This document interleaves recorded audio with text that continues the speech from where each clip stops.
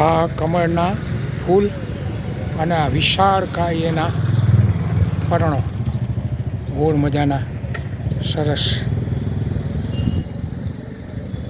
બાળ દોસ્તો,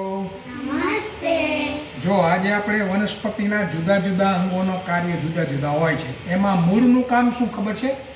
જમીનની અંદરથી છાર અને પાણી ચૂસી અને આખી વનસ્પતિને ઠેઠ ઉપરની ટોચ સુધી છાર અને પાણી પહોંચાડવાનું કામ કરે છે. એ જે પહોંચાડવાનું કામ કરે છે ને એને જલવાહિની કહેવાય. તો આજે આપણે એક આ કમળના પાન છે. શેના છે? આ કમળના ફૂલના પાન છે. હવે આની અંદરથી આપણે એના જે કાર્યો છે પાણી પહોંચાડવાનું, એ એક અદ્ભુત પ્રયોગ અને સરસ મજાનો મજા આવે એવો અને સરસ મજાના એ કેમ બગીચાઓની અંદર ફુવારા છૂટે એવો આજે એક અદ્ભુત આપણે પ્રયોગ જોઈશું ને.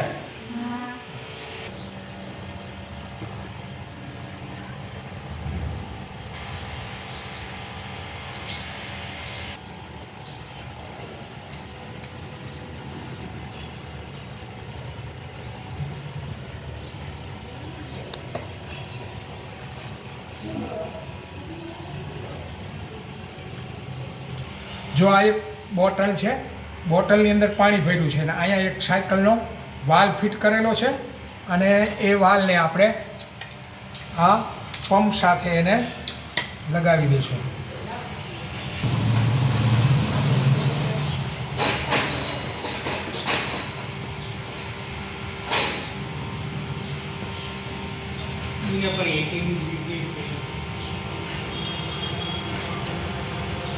હવે જો આની અંદર બોટલમાં પાણી છે, ઉપર આ પાન છે.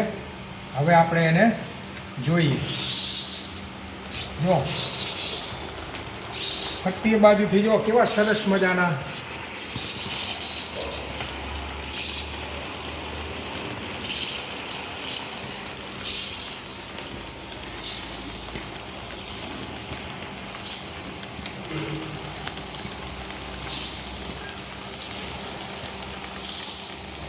આ જલવાહિનીનું આ એક સરસ મજાનો અદ્ભુત પ્રયોગ. જો ફરતી એ બાજુથી સરસ મજાના એ બગીચાઓની અંદર જેમ ફુવારા છૂટે એવી રીતે આ જલવાહિનીઓમાંથી પાણી છૂટી રહ્યું છે. બોટલમાંથી પાણીનું ઉપર દબાણ થાય છે અને પાણી ઉપર ચડી અને જલવાહિનીઓ મારફતે બહાર ફેંકાય છે.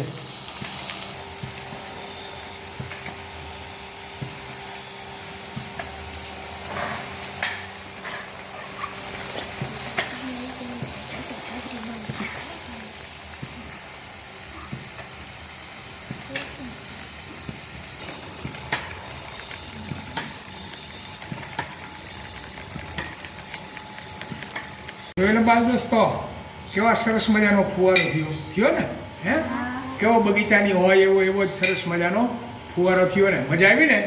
જો આ એક જલવાહિનીનો અદ્ભુત નમૂનો.